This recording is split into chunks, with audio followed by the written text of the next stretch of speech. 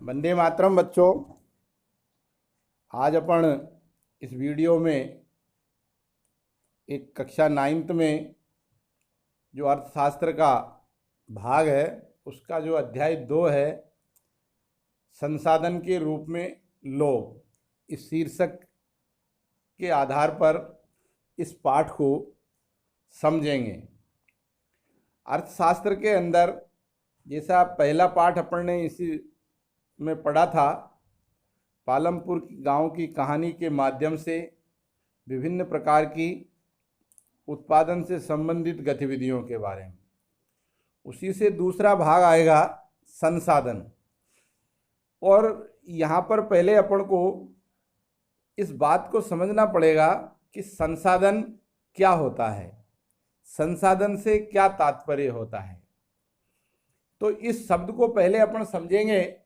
फिर अपन आगे का विषय समझेंगे। तो देखिए, किसी भी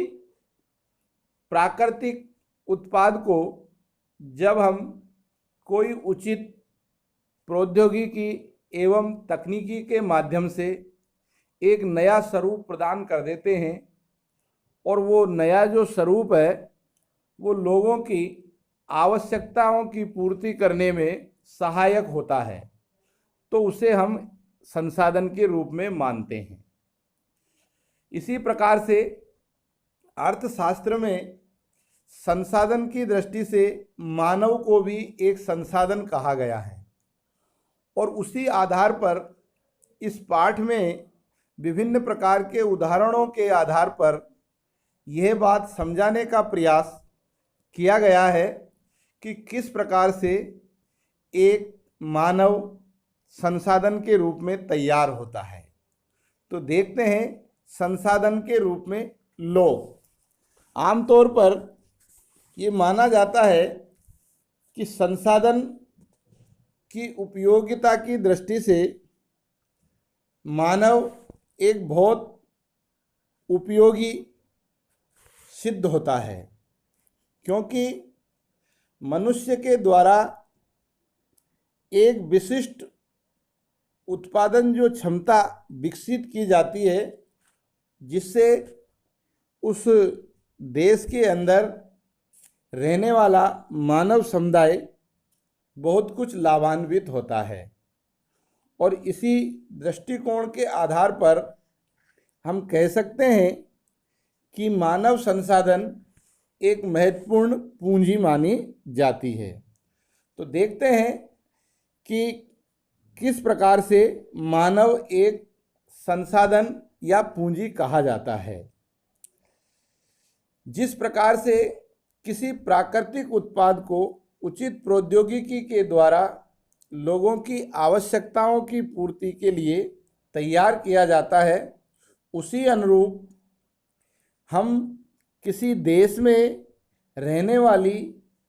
वहाँ की जनसंख्या या लोगों की संख्या को जब हम वर्तमान परिस्थिति से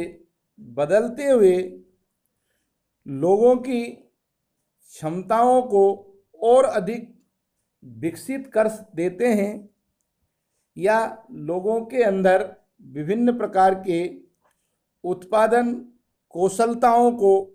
बढ़ाने के कारगर उपाय जब हम करते हैं और मनुष्य या व्यक्ति अपनी उस कुशलता के आधार पर आमजनों की हितों की दृष्टि से जो जो कार्य करते हैं, वह भी एक प्रकार से विशिष्ट संसाधन का रूप माना जाता है। और इसके आधार पर ही ये कहा जाता है कि किसी भी देश में कार्यरत लोगों की दृष्टि से यदि हम विभिन्न पहलुओं को समझें या विचार करें, तो ये माना जाएगा कि जनसंख्या भी एक प्रकार से सकल राष्ट्रीय उत्पाद के रूप में सृजन करने की में योगदान देते हुए उसकी क्षमताओं को विकसित करने का एक माध्यम है। और इसीलिए इस विकसित क्षमताओं के आधार पर हम कह सकते हैं कि लोग भी या मनुष्य भी एक संसाधन के रूप में समाज के सामने खड़े रहते हैं और उनकी क्षमताओं का लाभ संपूर्ण समाज को होता है। संसाधन के बाद में हम देखते हैं कि मानव पूंजी निर्माण की प्रक्रिया, कि किस प्रकार से मानव पूंजी का निर्माण होता है। अर्थात अर्थशास्त्र में मनुष्य को भी एक पूंजी के रूप में माना गया है। विभिन्न अर्थव्यवस्था के दृष्टिकोणों को जब हम समझते हैं तो एक कौशल युक्त व्यक्ति उस देश की पूंजी माना जाता है। जिस प्रकार से अन्य साधनों की भांति ही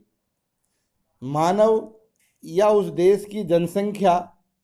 भी एक प्रकार से संसाधन होती है, उसी रूप में मानव भी एक संसाधन के रूप में हमारे सामने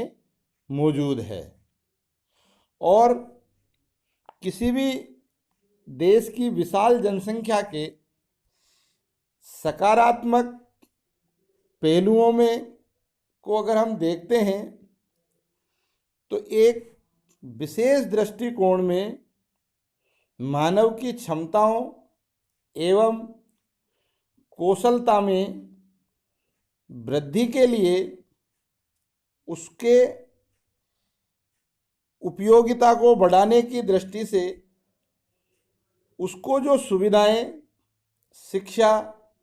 विभिन्न प्रकार के प्रशिक्षण एवं अच्छी स्वास्थ्य सेवाओं की उपलब्धता की आसानी से जो पहुंच हो जाती है, और इस आसानी सुविधाओं के कारण से वह भी एक समय के बाद में पूंजी निर्माण की दृष्टिकोण से हमारे समक्ष होता है। और उसी अनुरूप होता है जिस अनुरूप से एक भौतिक पूंजी निर्माण की तरह देश के उत्पादक शक्ति को बढ़ाने में भी सहायक होता है। तात्पर्य यह है कि जैसे भौतिक पूंजी होती है